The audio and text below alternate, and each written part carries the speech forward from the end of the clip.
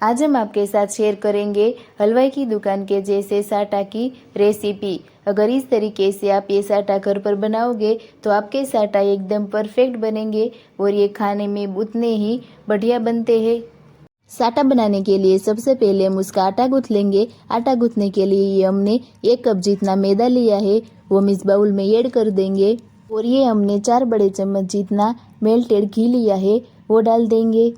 अब ये 1 चुटकी जितना खाने का सोडा लिया है, वो डाल देंगे। हमें इसमें सिर्फ 1 चुटकी जितना ही सोडा डालना है। अब हम इसे अच्छे से मिक्स कर लेंगे। इस आटे में हमें मोइन का प्रमाण थोड़ा ज़्यादा ही रखना है। इस तरह से मुट्ठी बने वैसा मोइन हमें इसमें डालना है। अब अच्छे से मिक्स कर लेने के बाद हम इसमें थोड़ा थोड़ा करके पानी ऐड करते जाएंगे और इसका पराठे जैसा आटा गूँथ लेंगे। हमने इस आटे में मोइन ज़्यादा मात्रा में डाला है, इसलिए ये आटा कम पानी में ही गूँथ कर तैयार हो जाएगा। ये आटा गूँथने में हमने 1/4 कप से भी 1-2 चम्मच जितना कम पानी यूज़ किया है।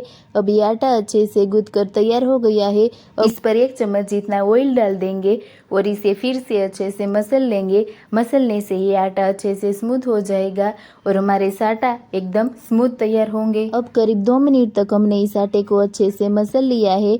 इस तरीके का आटा हमें तैयार करना है। अब हम इसे 10 मिनट के लिए रेस्ट करने के लिए रख देंगे।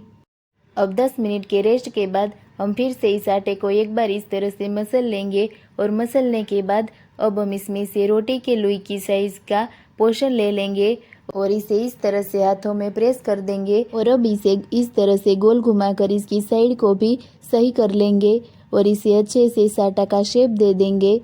और अब फिर से हम इसे हथेली पर रख के इस तरह से बीच में से थोड़ा थोड़ा प्रेस कर देंगे, जिससे ये सभी साइड से एक समान तैयार हो और हमारे साटा एकदम अच्छे से फ्राई हो। इस तरह से हमने ये साटा तैयार कर लिया है। अब हम इसे एक प्लेट में रख देंगे और इसी तरह हम इस आटे में से दूसरे साटा तैयार कर लेंगे।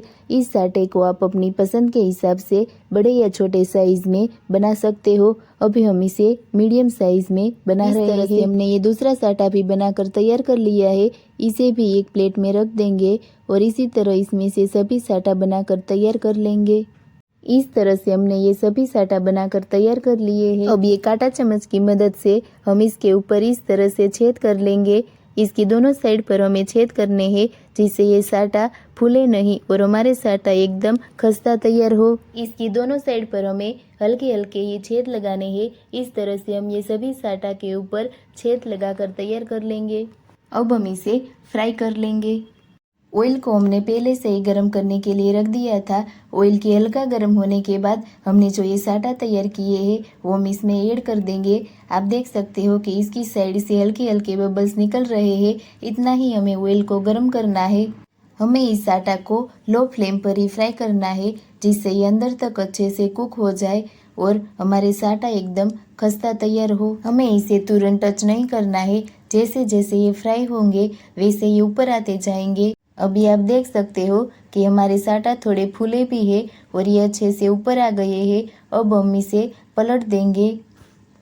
ये सभी साटा को पलटने के बाद ये साटा दोनों साइड से हल्के से गोल्डन ब्राउन हो जाए तब तक हम इसे फ्राई कर लेंगे। अभी आप देख सकते हो कि ये साटा दोनों साइड से हल्के से गोल्डन ब्राउन हो गए हैं। इस साटे को फ्राई करने में हमें करीब 5 से 6 मिनट का समय लगा है।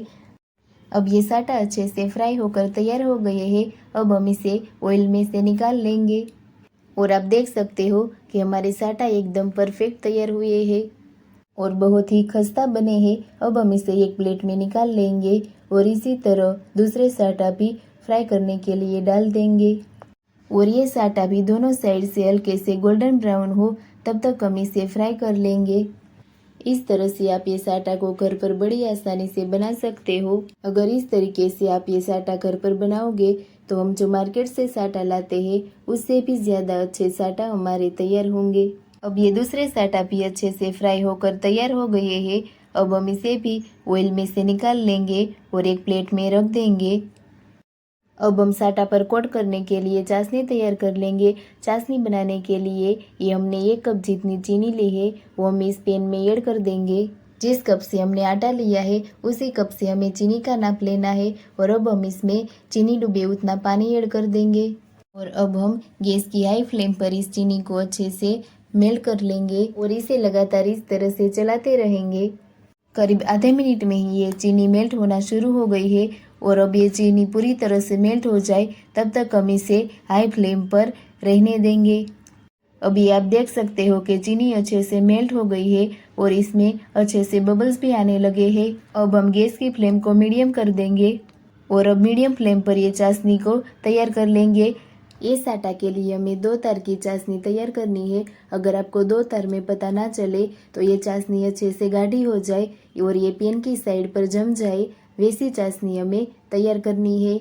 अब जब तक हमारी चाशनी तैयार हो तब तक हम इस प्लेट को उल्टा कर इस पे 1-2 चम्मच इतना घी डाल देंगे और इसे अच्छे से चारों ओर फैला देंगे और ये प्लेट को घी से अच्छे से ग्रीस कर लेंगे, जिससे हम ये साटा को चाशनी में डुबोकर इसके ऊपर रखें तो ये अच्छे से अनमोल्ड हो सके। अब हम चाशनी को चेक कर लेंगे। अब ये स्पैचुला पर हम थोड़ी चाशनी लेकर इसे कुछ सेकंड के लिए रहने देंगे और अब इसे उंगली की मदद से इस तरह से लेकर चेक कर लेंगे। आप देख सकते हो कि इसमें दोनों तार पूरी तरह से बन रहे हैं, यानी हमारी चाशनी एकदम अच्छे से तैयार हो गई है। दूसरी तरह से चाशनी को चेक करने के लिए चाशनी की कुछ बूंद को हम इस प्लेट पर डाल देंगे और अब इसे कुछ सेकंड के लिए रहने देंगे और बाद में इसे इस तरह से टेढ़ा करेंगे। अगर ये चाशनी फैल जाए तो आपकी चाशनी तैयार नहीं हुई है। आप देख सकते हो कि ये फैल नहीं रहा है, ये चाशनी की बूंद अच्छे से सेट हो गई है, यानी हमारी चाशनी अच्छे से तैयार हो गई है। अब हम गैस की फ्लेम को ऑफ कर देंगे। अब हमने जो ये साटा तैयार किए हैं वो हम इस चाशनी में डाल देंगे और इस तरह से दोनों साइड कर पलट कर इसे चाशनी से अच्छे से कोट कर लेंगे। अब हम इसे चम्मच की मदद से लेकर हमने जिस प्लेट को घी से ग्रीस किया था उस पर ये साटा को रख देंगे। अब इस तरह से सभी साटा को हम चाशनी में डिप करके निकाल लेंगे और ग्रीस की हुई प्लेट पर रख देंगे और थोड़ी चाशनी को हम इस तरह से ये साटा के ऊपर डाल देंगे और इसे अच्छे से चारों ओर फैला देंगे। अब ये सभी साटा को हमने चाशनी से अच्छे से कोट कर लिया है। अब हम इसे 4 से 5 मिनट के लिए ऐसे ही रहने देंगे, जिससे ये चाशनी का लेयर इस पर अच्छे से जम जाए। अब 4 से 5 मिनट के बाद आप देख सकते हो कि चाशनी का लेयर इस पर अच्छे से जम गया है और हमने इस प्लेट पर घी लगाने की वजह से ये साटा अच्छे से निकल रहे हैं। अब ये साटा को हम इस प्लेट में सर्व कर देंगे। इस तरह से आप ये साटा को बड़ी आसानी से घर पर बना सकते हो और ये साटा बहुत ही कम समय में बन जाते हैं और खाने में उतने ही टेस्टी लगते हैं। अगर इस तरीके से कभी ये साटा की रेसिपी आपने नहीं ट्राई की है तो एक बार इस रेसिपी को ज़रूर ट्राई करिएगा, ये बहुत ही बढ़िया बनते हैं। अब ये साटा को हम पिस्ता की कतरन से गार्निश कर देंगे तो तैयार है हमारे हलवाई के जैसे परफेक्ट साटा। अगर आपको मेरी ये रेसिपी अच्छी लगी हो तो वीडियो को लाइक, शेयर और मेरे चैनल को सब्सक्राइब ज़रूर कीजिएगा, जिससे कि ऐसे ही नए वीडियो आपको मिलते रहे।